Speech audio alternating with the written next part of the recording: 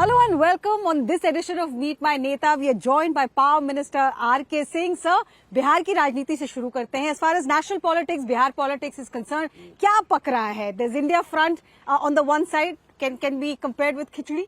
You know, खिचड़ी ज़्यादा तगड़ी पक रही है कि लिट्टी चोखा को सिकाई अच्छे से मिल रहा है. To use that analogy. Yeah.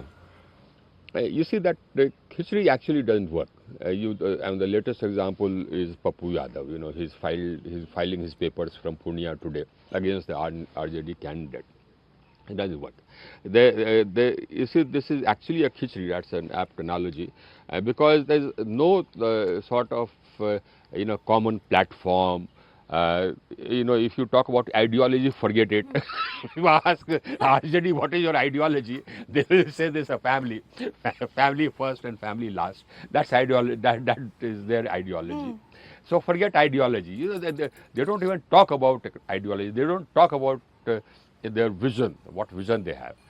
The only thing is, somehow or the other get into power, but it is going to fail. I mean, they are going to flop badly because they're all discredited. RJD is discredited in Bihar. We talk, the Congress is discredited throughout the country. Where the Congress doesn't have a leader. I mean, Sonia Gandhi, is not a popular mass leader. I mean, she can't command votes. Similarly, Rahul Gandhi is not a popular mass leader. He has to go around looking for constituencies. And even his allies oppose him in that constituency. Why not? He had to go all the way down south. So it's a non-starter actually. It's a non-starter. You have this imbroglio in Maharashtra. You have imbroglio everywhere. Mamata Banerjee, who was one of the leaders, she said, not one seat to Congress in my backyard in West Bengal. Where is this, the combination of forces? I was not there at all. Right. The convener, the so-called convener, he's with us now, Nitish Kumar. He was a convener, he started, he's with us.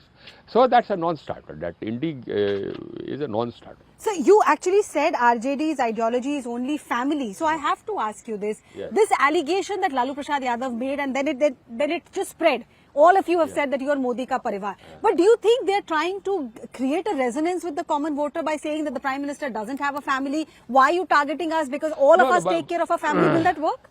No, it won't work because we are a different country. Here, in our culture, we venerate ascetics, those who leave everything and go out to serve the people or to serve God.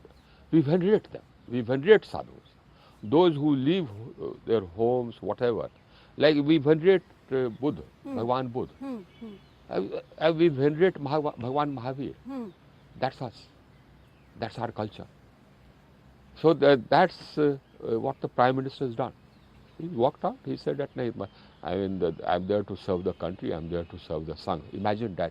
So on the one hand, is this jibe that you don't have a family but and therefore you're targeting us? But Arunama, we get sort of sidetracked and we don't realize that we are being sidetracked. The question is not whether somebody's walked out of normal life to just dedicate himself to the country. The question is nepotism right? That is the question you should be asking, because what Lalu Prasad was defending was nepotism. Right. And bright educated people should not fall for this. So, but will Lalu Prasad Yadav not turn around and say that you've brought in Chirag Paswan back to the NDA? Is that not nepotism? Not because of nepotism. Because Chirag Paswan doesn't have anybody in the BJP. We brought back Chirag Paswan because the Paswan votes are with him. And you're from Bihar, you know that. Right. Now let's come to the other thing that the opposition is alleging on the issue of corruption. Corruption is a huge plank as far as BJP's election is concerned. And I'll request you to, sir, please have your breakfast also. We are meeting R.K. Singh over breakfast. We stopped him while he was, out on his election tour just to have breakfast with us. But coming back to the issue of corruption. Prime Minister has made it very clear that as far as corruption goes and corrupt people go, whatever they might say you're disrupting the level playing field. You might say that this is, making ED, CBI, IT as arms of BJP. But the Prime Minister's message is clear: the corrupt will have to go to jail. But do you think the decision to arrest Arvind Kejriwal in Delhi just before Lok Sabha polls are starting, that would not backfire? Was there an understanding within the BJP that this will not backfire, that the Prime Minister's message will cut through to the people? Again, you are mixing law and politics, which you should not do. Law is law. I mean, it doesn't matter whether somebody is a chief minister or whether somebody is a common man. You know, the most common saying in law is that be you so whatsoever high, however high you may be in, you are still below the law. That's the point. It doesn't matter whether there's election or whether this will cost us votes or gain us votes. It is irrelevant. And that's the message which has to go out to which has gone out to the agencies, and that's the message which the agencies have got. That law is law. It doesn't matter. I mean, whether it is politically opportune or not, that is irrelevant. And that's what the additional Attorney General argued when Mr. Kejriwal made this plea before the Supreme Court, and he said that, you know, just before the election. So that's precisely the argument which the additional Attorney General said, or additional Solicitor General said. That's irrelevant. What is relevant But is the law. Bharatiya Janata Party doesn't think there will be any sympathy vote for Kejriwal or Aam Aadmi Party? What we think is irrelevant. We didn't tell ED that you go and arrest him. Yes, the assumption behind your question was that the BJP told him that you go and arrest him. No, that assumption is wrong. The ED didn't ask us, should we go and arrest Kejriwal. They decided that yes, we need to arrest Kejriwal. It's fine. Okay, but my question was more in the sense of politics, that this arrest has happened. Yeah. So now BJP has to fight the Aam Aadmi Party and the Congress alliance politically in Delhi. In your party's assessment, in your assessment, how will the sympathy factor win? We'll win all the seats in Delhi as you happened last time. Since you represent Bihar, there are a lot of Purvanchali voters here. Yeah. And Purvanchalis have been, backing Aam Aadmi Party for some time now. So you don't see the Purvanchal vote backing him, getting sympathy. Sanjay Singh has come out yesterday and said, Bhabhi ko pehli baar rote hue dekha. He went and met Sunita Kejriwal. So that emotional tug, emotional appeal. That's what he's trying to do, you see. They are trying to play the emotional card. That's why, Mr. Kejriwal's wife came out to play the emotional card. But that again is irrelevant. What is, emotions don't matter insofar as law is concerned. Law is law. And the law has to be implemented. As far as the Purvanchali voters are concerned, that's a great question. In fact, Purvanchalis constitute a large segment of the voters in Delhi. But I think that most of the Purvanchalis are with us. After 370, Ram Mandir, you go around and you ask the Purvanchalis, they'll all vote BJP. That's the point. They'll all vote BJP. That's why we are going to get to 400. Okay. Yeah. So you've donned the political hat for a decade now, but let me take you back to your role as a bureaucrat, because there's a lot of confusion whether Delhi Chief Minister can continue to govern while he is in jail. We know the Constitution doesn't really bar anybody from being the Chief Minister, but administratively speaking, is it possible? What do you think should be the way forward as far as the LG is concerned if he continues to be in jail? What do you There's think? something called ethics, apart from law. Above law, there's something called ethics. And ethics demands that Kejriwal should resign promptly. Because he has been found, it has been found by the courts that there's a prima facie case. That's why, he didn't get protection from arrest. He should have resigned then and there. Imagine, even Lalu Prasad resigned. So imagine somebody being tainted with corruption, the court saying that yes, there is sufficient material to arrest him, and then not resigning. But is it a fit case for LG to recommend President's rule if he doesn't resign? I would, the LG has to come to a conclusion that the government of Delhi cannot be carried on in accordance with the Constitution. So here the question is, you have a Chief Minister. Now, how will he function from behind bars? Will he hold meetings behind in Tihar? He can't. What will he? Will he discuss things with officers from Tihar? He can't. Will he give directions to officers from Tihar? He can't. How can he govern? Can he use the lawyer as a via media to communicate with his cabinet, to communicate with his officers? A lawyer will be granted audience not throughout the day. I mean, the jail manual rules say that there are visiting hours. The lawyer can only meet the chief minister during visiting hours, and that also for a limited period of time.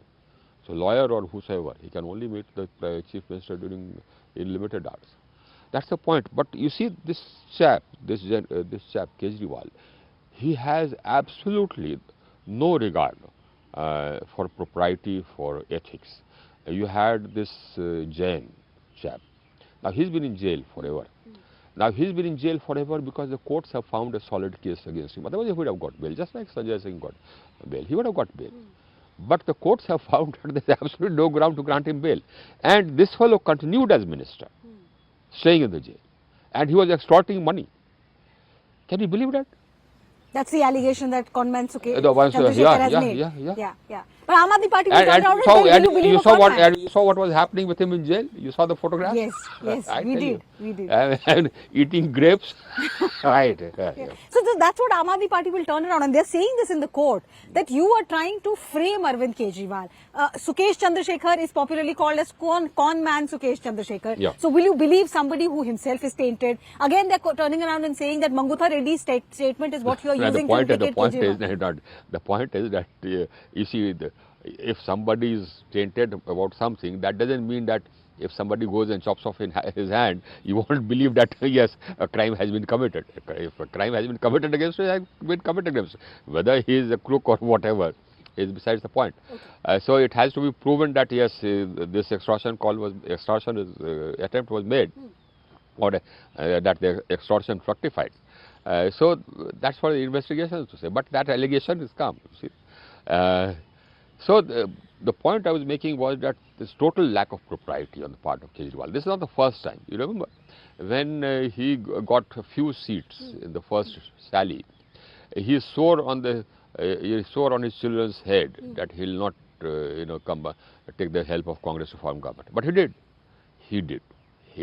He said that I will live in a 2-room tenement. Why should a chief minister need the palace? And look how much money he spent on building this palace. I believe it's the latest state of the art, everything, and costing how many crores, I don't know. So now this fellow, he did not keep any subject with himself as chief minister, so that he does not have to sign anywhere. Imagine.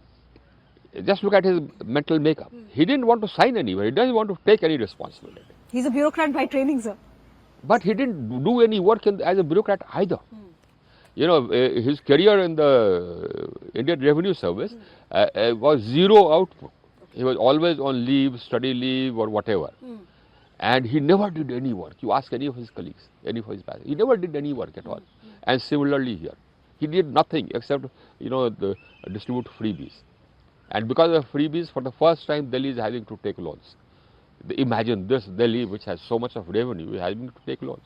You spoke about revenue, so I have to address the elephant in the room, which is the allegation from the opposition that BJP is using CBI, income tax and ED specifically to target the opposition, and people who joined the BJP, they're using the phrase washing machine, that you get washed in the BJP washing machine, their cases go into the cold storage.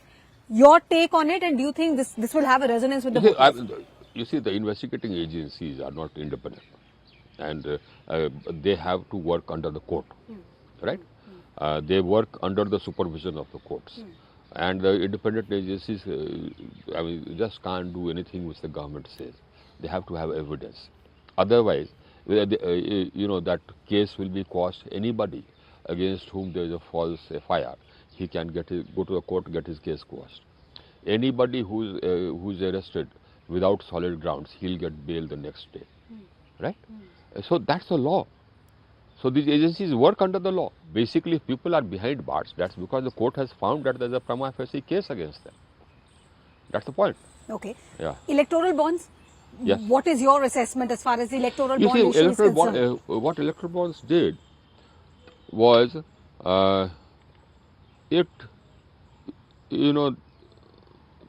was a step for clean money in politics, right? Funding used to happen earlier also, will happen now also, that the election bonds has gone. But most of the funding earlier was, through cash, Now, if you want to stop the cash economy, that has to stop. Now, it was through cash because an industrialist, he doesn't want to come out or be identified as having contributed, let's say, 10 crores to the BJP or 10 crores to the Congress, because he feels that if the government changes, I might be hounded on that account. So he doesn't want to be identified. So this was only a methodology for giving him that protection so that he can contribute legally with white money instead of forcing money underground, and so that some probity can be restored. So, but here's now, the charge. what was wrong? What was wrong with that? Yeah. What was wrong with that? So that's the charge. The charge is that electoral bonds were misused. I will continue, no, sir. I'll at continue. The charge against you, sir, against the government of the day is that electoral bonds were misused. Yes, I'll help myself. I'll help myself. That electoral bonds were misused. Companies which were under the scanner of investigating agencies, they managed to either get a clean chit or stall the cases against them by contributing to the Bharatiya Janata Party fund. That's what the case that the opposition is trying to make. They're also saying that certain contracts were given, pharma companies benefited after contributing to your party's fund. Your take, do you think voters are talking about it when you're traveling in your constituency? Is this an issue on the ground? Not at all. You see, if somebody was actually guilty and there is material against him, and you feel that he has been let go because he contributed, that means that there was a valid case against him, still he has been let go. Now, if there was a valid case against him, I mean, where's the evidence? I mean, if somebody says that the ED or the CBI let off somebody in spite of there being evidence against him, then that has to be proven. You are making an allegation against CBI or the ED that they actually let somebody go even though there was evidence against him. So that has to be proven. So on the somebody street? should if there was evidence against them, let somebody file a complaint case. I see a citizen can also file a case to the court, in the court. Let them file that. So on the streets of Arrah, what is the issue, sir? Is it corruption? Is it electoral bonds? Is it the kind of family politics that we are seeing from RJD? What is the constituency telling you? See, what's happened is that some newspapers carried out survey, and my party also carried out. My party also carries out surveys. So in the surveys, I got one of the highest ratings in Bihar. The Dainik Bhaskar carried out a survey. So my approval rating was 76%. Now, I see, as I go around, I see many Yadavs who are, the Kattar BJP, I'm sorry, RJD supporters and anti-BJP, Kattar anti-BJP. Many of them will be voting for me. They are calling me to their villages. Many Muslims are also wanting to vote for me, shall be voting for me. Many of them voted for me last time, they'll vote for me again. Many Yadavs voted for me last time, they'll vote for me again. So what is making them change their mind? Development is the because issue? I'm clean, number one. Because the quantum of development I have made, and you add the work done by all my predecessors since independence, multiplied by 5 or 6, I've still done more work. There is not many villages left in which I have not given one scheme or the other. All major works which I had promised I'll do, I have done. I had said that a medical college will be constructed, it is under construction. I had said an engineering college will be constructed, it has been constructed. Koilwar was a bottleneck, so I've got a 6-lane bridge constructed. So I've got 4 lanes constructed from Arrah to Buxar. Actually, it would have been from Patna, Arrah, Buxar. But the Patna part acquisition didn't happen.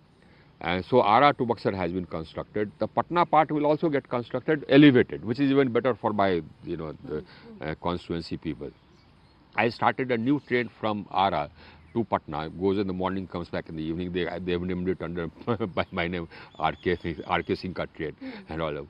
One train which goes from Arrah to Sasaram in the morning, comes back in the evening. I have, got trains, stopping at Arrah, going from Arrah to Bangalore, Chennai, wherever. Over bridges, name it. You name it, and I've been doing, the 4 lanes, etc., etc., and every village. And other than your own clean record and record of development, Nitish Kumar coming back to the NDA fold is an advantage for you and your Will party. be an advantage. Will be an advantage. Otherwise, you see, these people try to play the caste card. They tried last time. In 19 also they tried last time. It didn't work in my constituency. But they tried to play the caste card. Now they can't play the caste card. But the and opposition... in any case, I mean, now even the Yadavs voters have realized. Because I don't make any. But sir, the opposition is trying to label him as Paltu Kumar, that he can't be trusted, that today he is with A, tomorrow he is with B, and therefore he and his words can't be trusted. That name, that image that they're trying to build around him, will that be a burden for your alliance? Not at all. Not at all. So you think Nitish Kumar's legacy is shadowing this label of being Paltu Kumar, as India Front would like to label him as? Yeah, I think that, he has a clean image. When he first came to office, the situation in Bihar was bad. So the law and order was in a poor shape. He said it right. Roads were, of course, hellish. So he brought me to set it right. I said it right. And, when I joined, it was the worst road network in the country. When I left, it was one of the better road networks in the country. Even now, the Bihar road network is one of the better road networks in the country. Law and order, I told you. So the people remember that he has probity, that he does work. They remember that. But sir, RJD, Tejasvi Yadav specifically, has not really attacked Nitish Kumar after he quit. So they've kept the doors open in a way. Is there still a possibility that Nitish could once again change his mind and ditch the BJP and join hands with the RJD? Is that a real possibility? Though from the stage, in presence of the Prime Minister, he did say कि मैं एक बार छोड़ के आपको चला गया था, अब दोबारा ऐसा नहीं होगा. But within the BJP Bihar unit, is that assurance being accepted? I believe so. Because, twice he's had experience of working with the RJD or under the RJD. And I think now it has settled in his mind that he can't work with them. And he's seen that. You want to take? Yes, sir. So, I mean, I think we've covered a gamut of issues. We've spoken about corruption. We've spoken about what the voters in Power Minister's own constituency are thinking. Also, the prospect of Nitish Kumar bringing together, galvanizing the NDA and the constituency in Bihar. Power Minister R.K. Singh, thank you so much for taking time out, inviting us over for this breakfast. I hope you get to take time out and meet your constituents in Arrah, because we've kept you away from that. So that was R.K. Singh in the Meet My Neta show, sharing his ideas, his thoughts, and also a meal with us and giving us a sneak peek into how the Bharatiya Janata Party, specifically in Bihar and in the rest of the country, is really moving to achieve that target of 400 that the Prime Minister has set for them.